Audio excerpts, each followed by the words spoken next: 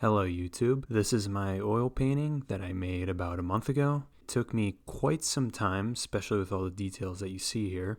It's a 24 by 24 inch canvas that I prepared myself and made myself. The reason I made this painting was to make an image that represented the question if the internet is killing individual thought. And I don't see that many artists on YouTube doing videos where they explain the meaning behind their work. It's mostly just them explaining the process behind how they made it and the materials used and all that. And mostly the meaning is kept vague or they don't say anything about it at all. So I thought it would be interesting to make a channel that kind of goes into the meaning behind your own original work. But anyway, going back to the meaning that I ascribe to this painting, which is the internet killing individual thought, it seems as we go on and plunge deeper and deeper into algorithmic view of all of our feed, that people seem to be pushed into their own personal space that gets tighter and tighter. People seem to gravitate towards communities online that will always assure their ideas or beliefs, and then it becomes kind of your own little echo chamber. Now, besides the obvious topics that people have in mind for individual thought, like politics, philosophies, or just ways to go about your life, even for subjects less hostile like movies, TV shows, or music is roped in for influencing people to follow whatever the popular opinion is. Like if a piece of media is critically acclaimed and has a high audience rating, people sometimes seem influenced to have an obligation to view something favorable. And it doesn't help that if you have a negative opinion of some work that everyone likes, you're branded as just being a contrarian, hating something just because it's popular.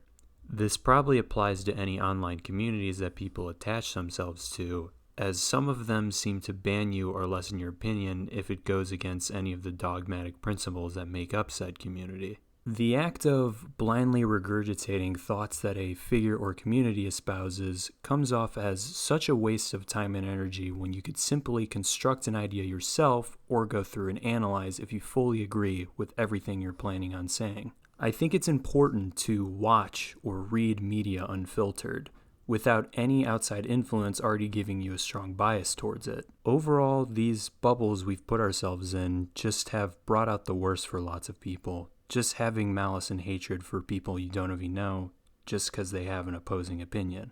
This is mostly what I'm conveying in this left section of the painting, just a wall of heads and faces that have all been strung together like one single organism thinking the same. And the eyes being closed or red is to represent the lack of originality and inevitable demise of their thoughts. Another idea I wanted to get across with this painting is the constant tracking of everything that we do. The algorithms and the services that employ them continuously track you to make sure that every piece of content or ad you stumble across is sanitized to fit your interests. It's quite creepy, honestly, as every single thing you click on or view is being analyzed and calculated. As seen on the painting, I see it as almost being extracted, and then that said extracted info is played back to you countless times on your feed until you move on to some other interest. I know a lot of people's mentality towards this would be, yeah, but who cares? What am I going to do about it? Which I get, because it's true. There's nothing you can do about it. But it still can get in your head every now and then that you can't even watch a movie or listen to music on a separate app without it being recorded and opening YouTube and seeing some video related to it. It's scary to think that maybe these algorithms know us better than we know ourselves. Going back to the painting, on this right side is pretty much how I wanted to convey this idea. As you can tell, these people's eyes, their heads, just their bodies in general are slowly being consumed by these tentacles that are ultimately connected to this sort of technological computer right in the center of the painting. Will people ever want to change the grip the internet has on us? I don't really see any point where anything will change, as it seems no matter how many YouTube videos, tweets, or anything that makes a statement talking about how we should get offline and go outside and experience talking to real people, it always seems to just wash over everyone. And going back to the painting, the desolate landscape created here conveys the dark future we unwillingly have set into action. The red-orange sky above signifies the ambiguousness of what's to come in the hellish world we've created, with a skull sitting in the foreground that predicts what might become of us.